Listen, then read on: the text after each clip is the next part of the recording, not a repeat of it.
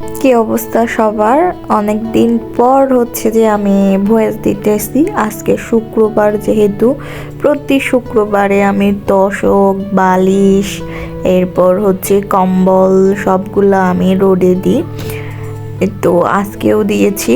সব কাপড় আবার ধুয়েছি, কাপড় ধুইছি যেগুলা যেগুলা ময়লা ছিল। মানে শুক্রবার আসলে একটু রেস্ট নিব, সেটারও কোনো চান্স নাই। এমনিতে অবস্থা খারাপ পড়ালেখার চাপে, আরও হচ্ছে যে শুক্রবার আসলে কাজের শেষ নাই ভাই। আর সিঁড়ি উঠতে উঠতে তো জীবন শেষ হয়ে যাচ্ছে। সাথে হচ্ছে যে এই যে অল্প করে আমি ভাত রাঁধি শুধু দুপুরে খাওয়ার জন্য। সকালে খাই না, সকালে সালাড খাই, আবার রাতেও সালাড খাই, শুধু দুপুরের জন্য। হ্যাঁ, হাতে নিয়ে এক মুঠো ওইরকম করে চাল রেঁধে খাই আর কি, অল্প করে।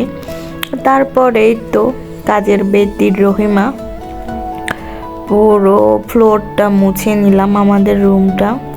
আমি প্রত্যেক শুক্রবারেই হচ্ছে যে এইভাবে মুছি, কারণ পরিষ্কার পরিচ্ছন্ন করে থাকলে রুমটা গোছায় রাখলে, পরিষ্কার করে রাখলে হচ্ছে মনও ফ্রেশ থাকে, আবার হচ্ছে পড়াশোনায়ও মন বসে।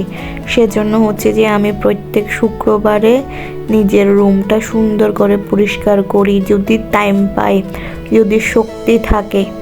তারপরে আবার ওইদিকে রান্নাঘরটা পরিষ্কার করি। আর যদি শক্তি না থাকে তাহলে রান্নাঘরটা পরিষ্কার করি না।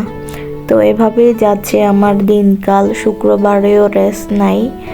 তো আপনাদের শুক্রবার দিন, সপ্তাহে একদিন কেমন যাচ্ছে, কিভাবে চলতেছে অবশ্যই কমেন্টে বলে যাবেন এভরিওয়ান। আবার হচ্ছে দুপুরে ফ্রেশ ট্রেশ হয়ে এই তো খাওয়া দাওয়া করলাম।